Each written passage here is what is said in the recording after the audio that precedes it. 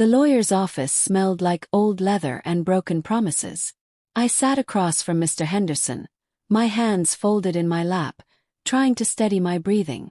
Mom had been gone 3 months, and Dad followed 2 weeks later. Their hearts gave out within days of each other, like neither could exist without the other. Now I was here, waiting to hear their final wishes. My brother Jack arrived late, as always. His expensive suit crisp and his cologne too strong.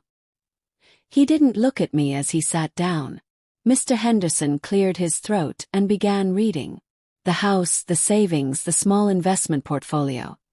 Everything went to Jack. My name appeared once. Emily shall receive our gratitude for her years of care. That was it. No money, no property, nothing but words. Jack smirked as the lawyer finished. I felt my chest tighten, but I didn't cry. Not yet. Not in front of him. I walked out of that office in a daze. 7 years I'd spent caring for them. I'd quit my marketing job to move back home when Mom's diagnosis came. Stage 4 lung cancer. Dad's dementia followed soon after. I fed them, bathed them, managed their medications, held their hands through the worst nights. Jack visited twice a year, always with excuses about his real estate business being too demanding. Yet somehow he deserved everything. I drove to my tiny apartment, the eviction notice still taped to my door from yesterday. My landlord had lost patience after I'd fallen behind on rent. Caring for dying parents doesn't pay bills. I sat on my worn couch and finally let the tears come. But somewhere between the sobbing and the silence, something shifted inside me. Anger crystallized into clarity. They'd made their choice. Now I'd make mine. I spent that night researching instead of sleeping. My laptop screen glowed in the darkness as I dove into property records, tax documents, and legal filings. Mom and Dad's house was worth approximately $700,000 in today's market. It sat on prime land in a neighborhood that had gentrified significantly over the past decade. But here's what Jack didn't know. The house wasn't fully paid off. Dad had taken a reverse mortgage 5 years ago to cover medical expenses. The balance was substantial. I found something else interesting too. Jack had been listed as the primary contact on all their financial accounts for the past year. He'd been positioning himself long before they died. My phone buzzed. A text from my best friend Sarah. "You okay? Call me if you need anything." I typed back. "I'm better than okay. I have a plan." The next morning I called my old boss, Richard Chen. He'd told me I'd always have a place at his marketing firm if I wanted to return.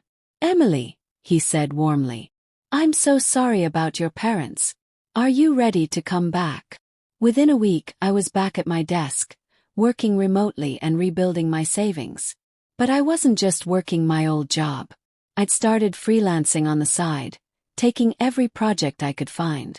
12-hour days became my normal. I had a goal now, and it required money. Lots of it. Sarah met me for coffee one Saturday. She listened as I explained my plan, her eyes widening. "You're going to buy your parents' house out from under Jack?" she asked. "How?" Smiled. "He has 60 days to either pay off the reverse mortgage or sell. I'm betting he doesn't have the liquid capital, and I'm going to make sure I'm there when he needs a buyer." I was right. 6 weeks after the will reading, I saw the listing go live. Jack had put the house on the market, priced aggressively to sell fast. He needed cash to clear the reverse mortgage and wanted to profit quickly. I'd been saving every penny, working 18-hour days, and I'd secured a pre-approval for a mortgage that would cover the asking price. But I didn't use my real name on the initial offer. I went through an LLC I'd created, making sure Jack wouldn't know who was buying. My offer came in exactly at asking price with a fast close. Jack's realtor called it a dream offer. He accepted within 24 hours. The closing was set for 3 weeks out. During those weeks I kept working, kept saving, and kept my distance from Jack. He'd called me once, gloating about selling the house for way more than it's worth. I just listened and smiled to myself. The day of closing arrived. I sat in the title company's office, signing paper after paper. My hand cramped, but I didn't care. Each signature brought me closer. When the final document was notarized, the title agent smiled. "Congratulations, Ms. Carter. You're officially a homeowner." I drove straight to the house, my house now, and stood in the driveway. The key felt heavy in my palm. Inside, everything looked exactly as it had when Mom and Dad were alive. Jack hadn't even bothered to clean out their belongings. Photos still hung on the walls, their furniture sat in the same spots, and Mom's reading glasses rested on the side table. I walked through each room slowly, remembering. Then I found it, tucked in Mom's desk drawer. A letter addressed to me in her handwriting. My hand shook as I opened it. "My dearest Emily," the letter began. "If you're reading this, I'm gone, and I'm so sorry." The words blurred as tears filled my eyes. She explained everything. Jack had convinced them to change the will, telling them I had a secret trust fund from my grandmother that would take care of me. It was a complete lie, but they'd believed him. "He said you'd be fine, that you were just helping us out of love, not need." We believed him because we wanted to. Because it made the decision easier. She wrote that she'd tried to change the will back in her final weeks, but Dad's dementia had progressed too far for any legal changes to be valid. "I failed you, sweetheart. I let him manipulate us. Please forgive me.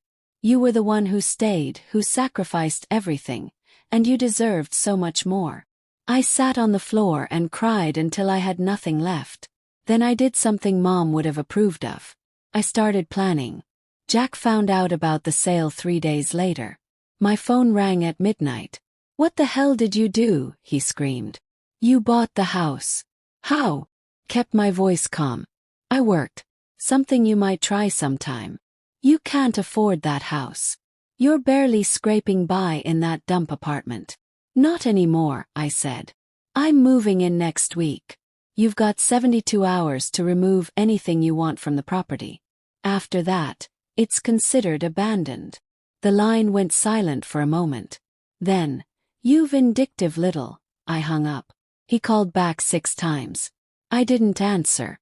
Instead, I texted him the deadline and blocked his number. Sarah helped me move in that weekend. We packed up Mom and Dad's things carefully, storing what I wanted to keep and donating the rest. Jack never showed up to get anything. 3 days later, I changed all the locks. The house slowly became mine. I painted the walls soft gray, replaced the old carpets with hardwood, and transformed Mom's sewing room into a home office. Every evening, I'd sit on the back porch where Dad used to watch the sunset and feel something close to peace. My freelance work exploded. Clients loved my campaigns and word spread. Within 3 months, I was making more than I ever had at my old job. I hired help, brought on 2 assistants, and started turning down projects that didn't excite me. The revenge wasn't just owning the house. It was thriving in it. One evening I found another letter, this one from Dad, tucked inside his favorite book.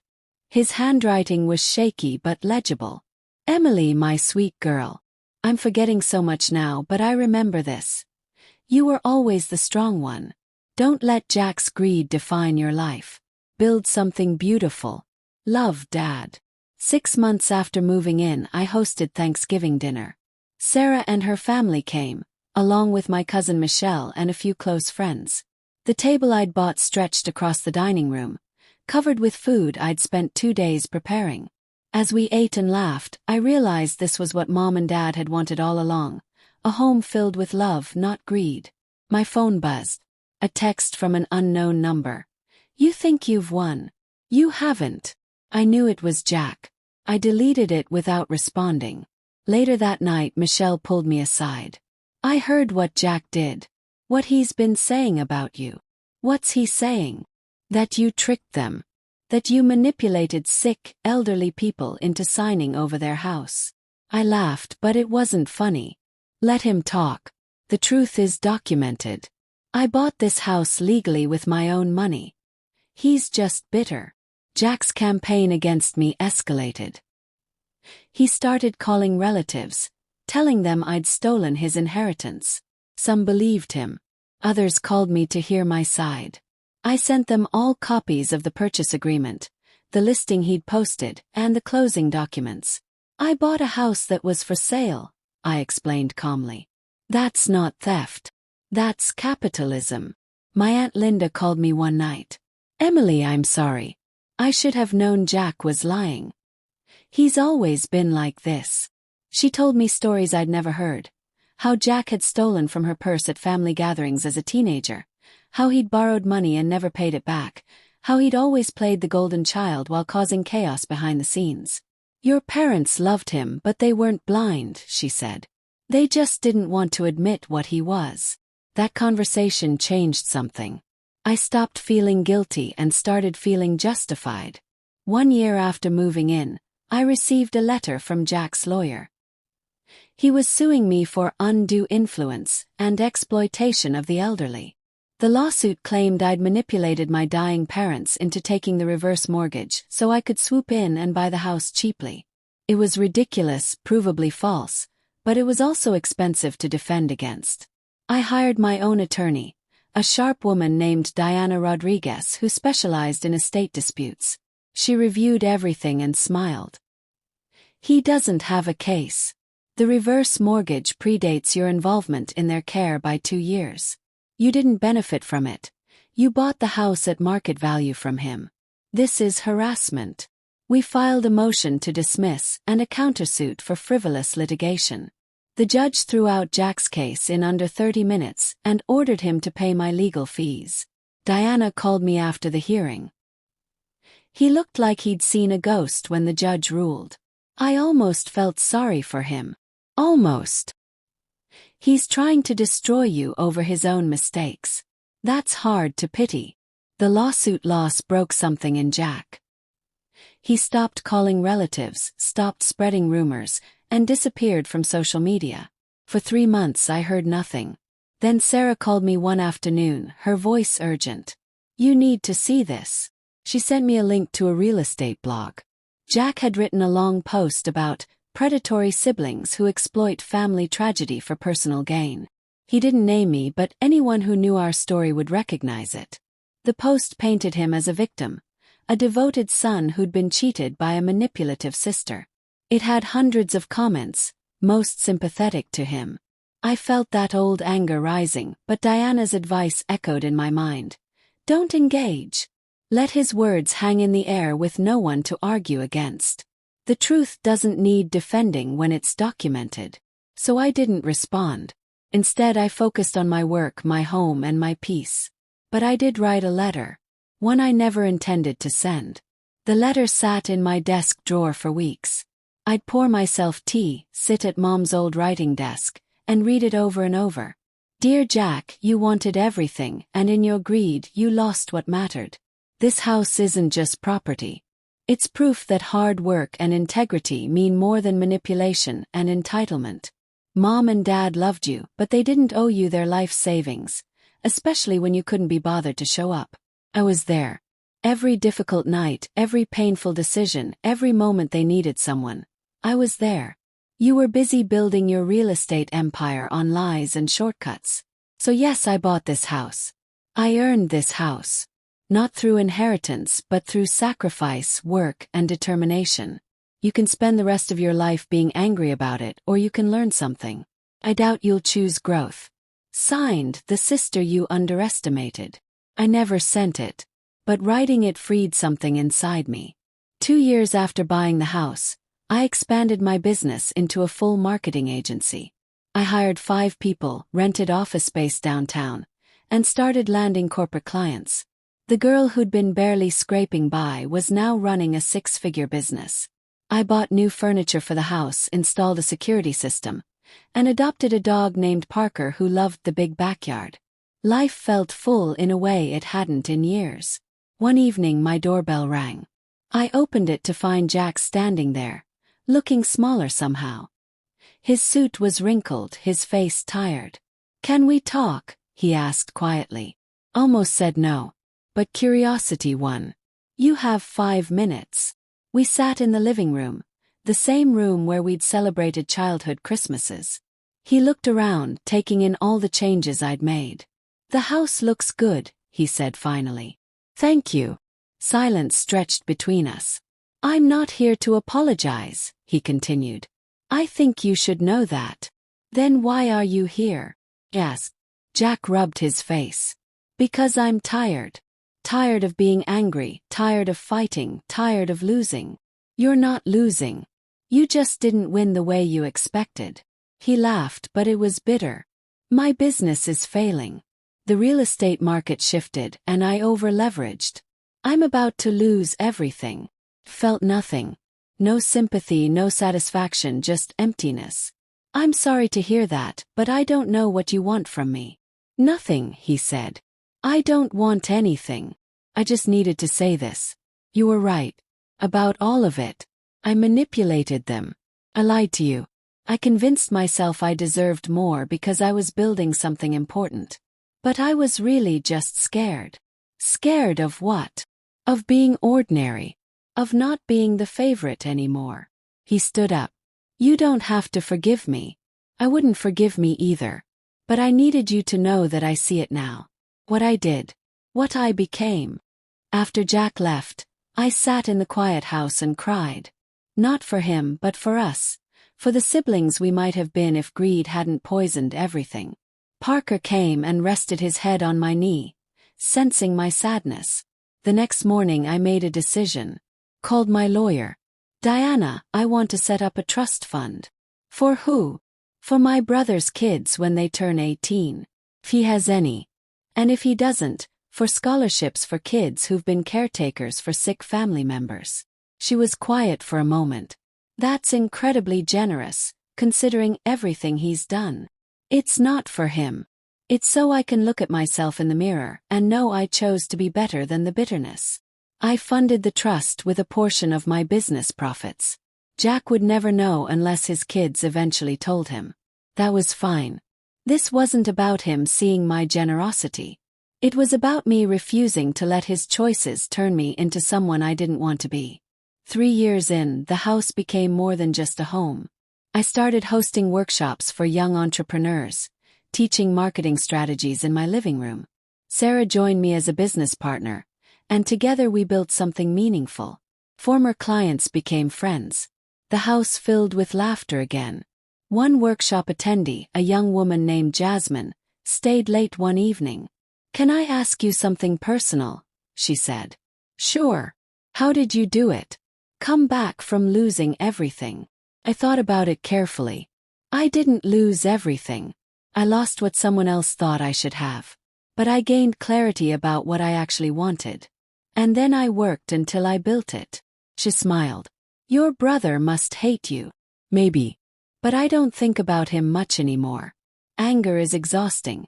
And I decided I'd rather be tired from building than from fighting. She hugged me before leaving. Thank you. I needed to hear that. Years passed. My business grew. The house appreciated in value. I dated someone wonderful named Marcus who understood my history and didn't try to fix it. Life became beautifully ordinary in the best way. One afternoon I received a wedding invitation. Jack was getting married. The envelope felt heavy in my hands. Inside was a handwritten note. I don't expect you to come. But I wanted you to know I'm trying to be better. Maybe not good enough yet, but better than I was. I RSVP'd no, but I sent a gift. A beautiful picture frame with a quote engraved on it. Family isn't about who was there at the beginning. It's about who stayed. A week later he called me. I got your gift.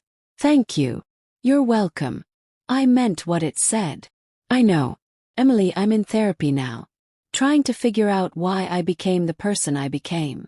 That's good, Jack. Really? Do you think? Maybe someday we could have coffee? Pause. Maybe. But not yet. I understand. We haven't had that coffee yet. Maybe we will someday, maybe we won't. Either way, I'm okay. On the 5-year anniversary of buying the house, I threw a party. Not a big celebration, just close friends, chosen family, and people who'd supported me through the hardest years. We ate on the back porch as the sun set, just like Dad used to watch. Sarah raised her glass. To Emily, who taught us all that the best revenge is building a life so full that bitterness has no room to grow. Everyone cheered. I looked around at these faces, these people who'd shown up, and felt overwhelmed with gratitude. Later Marcus found me in the kitchen. "You okay?" "Better than okay. I'm happy. You've earned it." He kissed my forehead. "You know what's funny? Jack thought taking the inheritance would give him power. But you built power from nothing." "Not from nothing," I corrected. "From everything Mom and Dad actually taught me. Resilience, hard work, integrity. Those were my real inheritance." The letter I'd written years ago but never sent stayed in my desk drawer. Sometimes I'd reread it, remembering that anger, that pain. But mostly I forgot it was there. Until one day while cleaning I found it again. I read it through once more and realized something. I didn't feel those words anymore. The anger had evaporated, leaving only distant memory. I took the letter out to the backyard, where I'd built a fire pit. I struck a match and held the flame to the corner of the page. As it burned, I felt lighter. "What are you burning?" Marcus asked, coming outside with wine. "The past." "Does it feel good?" "It feels finished." We sat by the fire as the letter turned to ash. The house stood behind us, warm and welcoming. My home, my peace, my proof that some battles are won not by fighting, but by building something better. I saw Jack one more time before writing this down. It was at Aunt Linda's funeral 2 years ago. We stood on opposite sides of the room during the reception, occasionally making eye contact but not approaching each other. Finally, as people were leaving, he walked over. "The house still treating you well?" he asked. "It is." "How's married life?" "Good. Really good actually. We're expecting a baby." I felt genuine happiness for him. "Congratulations, Jack. That's wonderful." "Thank you." He hesitated. "Look, I know I don't deserve your forgiveness, and I'm not asking for it. But I want you to know I tell my therapist about you all the time." "Oh." "About how you turned nothing into something. How you could have become bitter and instead became successful. She says you're who I should have been." I touched his arm gently. "You can still become that person. It's not too late." His eyes filled with tears. "I'm trying." "I know. Keep trying." People ask me sometimes if I regret how things happened. They want to know if I wish my parents had left me something, if I'm angry about the years I lost caring for them while Jack built his business. The answer is complicated. Do I wish they'd recognized my sacrifice? Yes. Do I wish Jack had been different? Sometimes. But I don't regret buying that house. I don't regret the fight it took to rebuild my life. Because here's what I learned. Inheritance isn't just about money or property. It's about the values passed down, the lessons learned through watching and doing. Mom and Dad taught me strength through their struggle. They taught me loyalty by needing me and trusting me to show up. They taught me that love isn't transactional. I didn't care for them expecting payment. I did it because it was right. And somehow, in the cosmic balance, that righteousness paid dividends Jack's inheritance never could. My business continues to grow. The house is now worth over $1 million, but I'll never sell it. It's become a gathering place, a hub for creativity and connection. I've hosted hundreds of people here. Clients, friends, workshop participants, even a few who were once strangers. The house has good energy now. Better than when it was filled with my parents' slow decline and Jack's absence. I like to think Mom and Dad would approve. Last month I had the front porch redone. The contractor found something interesting under the old boards. A time capsule my parents had buried 30 years ago. Inside were photos, letters, and a note in Dad's handwriting. "To whoever finds this, may this house always be filled with love, laughter, and second chances." Cried reading it. Because that's exactly what it's become. Jack's daughter will be born in a few months. He sent me an ultrasound photo. I've already started a savings account for her education. Not because Jack deserves it, but because she does. Because the cycle of resentment ends with me. So here's my final truth. Jack cut me out of the family will, thinking he'd won. But he gave me something more valuable than money. He gave me motivation. The fire to prove I didn't need his inheritance or anyone's approval. I bought his house, yes. But more importantly, I bought my freedom, my peace, my power. This home stands as proof that dignity and hard work matter more than manipulation and greed. That showing up matters. That the best revenge isn't destruction. It's building a life so full and beautiful that bitterness can't survive in it. I never sent Jack that angry letter. Instead, I'm sending this out into the world. To anyone who's been overlooked, underestimated, or cut out, you have everything you need to rebuild.